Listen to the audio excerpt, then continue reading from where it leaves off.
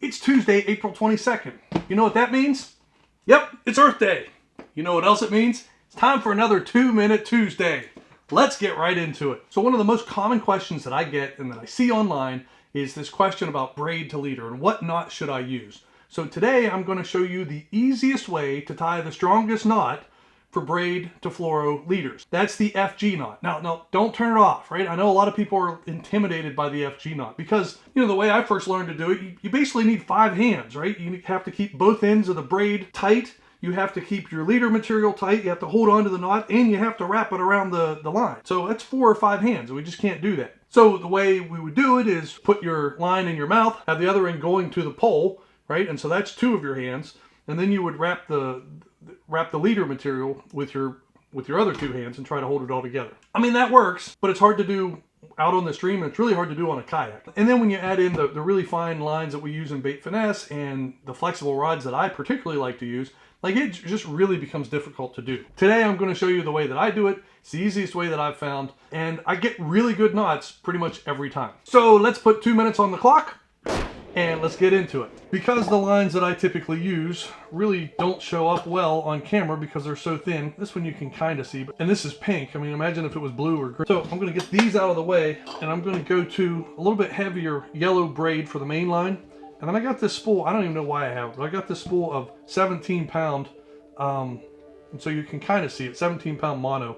I'm going to use this as, I think it'll still show up though. So I think you'll be able to see what I'm talking about. So here's the thing that makes this the easiest way in my opinion. It's this little tool right here called the Daiichi Seiko Knot Assist. So I'm going to show you how to do this. You can see here it says open and shut.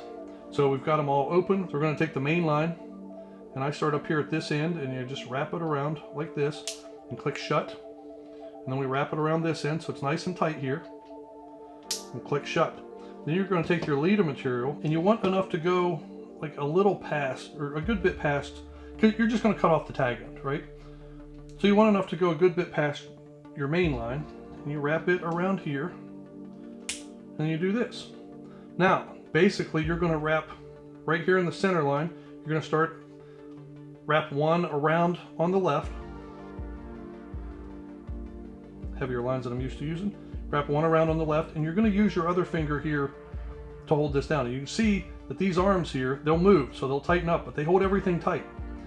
Now you're going to wrap it over to the right. And you just keep doing that back and forth. So that's 4. And I like to do this until I get to a total of around 34 wraps with bait finesse lines. But this is going to be, that would be a huge knot with this. So we're just going to wrap this around, and after every couple wraps, I just like to pull this a little tight again, right? Okay, and then once you've completed your wraps, the next step is you take this and you put it around like you have the whole time over on the left, same side you started on, but then you're just going to run it right back through the little opening, through this loop, to make a little, basically a half hitch knot. Right, and you see how that is right there? See that on my finger? And you're going to pull that. So you take your tag end down here. I need a little bit more. Didn't leave quite enough. These big lines, but again, this works for any line. So we're going to put the tag end down here. We're going to take the main end of the leader material. We're going to put it up at this top side now. Close that up. I'm going to open this back up just to pull this tight. Got the tag end of my leader in here. Okay, and this is a little tight, but then I just lay it down just like this, and then I go back over the top. I go over the top, and I do another half hitch with the tag end of your braid, your main line. Then I go under, then I go over and do a half inch, and then I go under again.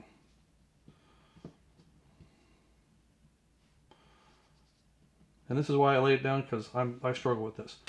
Now it's already locked down. This is just a little bit of extra insurance to make sure it's as tight as possible. Then I like to take it, you wet the knot a little bit, you're going to pull it just to make sure it's nice and cinched. But look at that FG knot. I mean, that thing is absolutely beautiful. And then from here, you're just going to trim the tag end as close as you can. I don't actually have my fishing scissors with me.